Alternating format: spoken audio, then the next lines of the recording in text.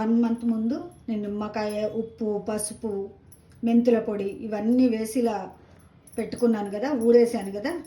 ఇది చక్కగా ఊరిపోతుంది 1 మంత్ అయితే. ఇలా చూడండి చక్కగా ఊరిపోయింది. దీన్ని మేము ఉప్మాలోకి, అటుకుల ఉప్మాలోకి, సేమియా ఉప్మాలోకి ఇలా అన్నింటికి పక్కన పెట్టుకుంటాం. నిమ్మకాయ పిండుకుంటాం, లేదంటే ఇలా దీన్ని కూడా మేము 1 ఇయర్ పెట్టుకుంటాం. అదే కాకుండా దీంట్లో తాలింపు, ఉప్పు, కారం అన్నీ వేసేసి పచ్చడి అది సమ్మర్లో పెట్టుకుంటాం. సమ్మర్లో ఎక్కువ అలా చేసుకుంటాం. సమ్మర్ వచ్చినాక మీకు దీంతో పచ్చడి ఎలా పెడతానో కూడా చూపిస్తాను. ఇది నేను ప్లాస్టిక్ బాక్స్లో పెట్టానని చెప్పాను కదా, ఎందుకంటే ఇంత పెద్దది నా దగ్గర ప్లాస్టిక్ జాడీ లేదు కాబట్టి నేను ఇందులో పెట్టాను. ఇంకొకటి అంత పెద్ద జాడీ మనం తీస్తుంటే పెడుతుంటే పగిలినా కూడా డేంజరే కదా. ఇలా 1 మంత్ అయినాక నేను ఇలా హార్లిక్స్ బాటిల్స్ ఉన్నాయి కదా, వీటిలలో 2-3 ఇట్లలో పెట్టుకుంటాను.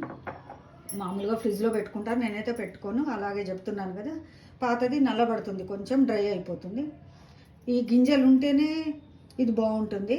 మనం తినేటప్పుడు తీసివేసుకోవాలి, ఎందుకంటే ఇది పెద్దవాళ్ళు చెప్పిన ఈ నిమ్మకాయ పచ్చడే నేను చేసింది కాబట్టి వాళ్ళు ఎలా చెప్తారో నేను అలాగే చేస్తాను.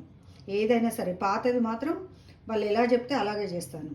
మనం ఇప్పుడు కొత్త కొత్త వంటకాలు చేసినవి ఏదైనా ట్రై చేసుకుంటాను, కానీ ఇది మాత్రం వాళ్ళు చెప్పినట్టుగా చేస్తాను. ఆ టేస్ట్లే మనం మిస్ కావద్దని అలాగే చేస్తాను నేను.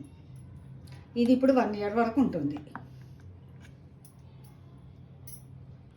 ఈ ఊరేసిన నిమ్మకాయ నేను ఎలా చేయాలో నా ముందు షార్ట్స్లో చూపించాను, అది చూడండి.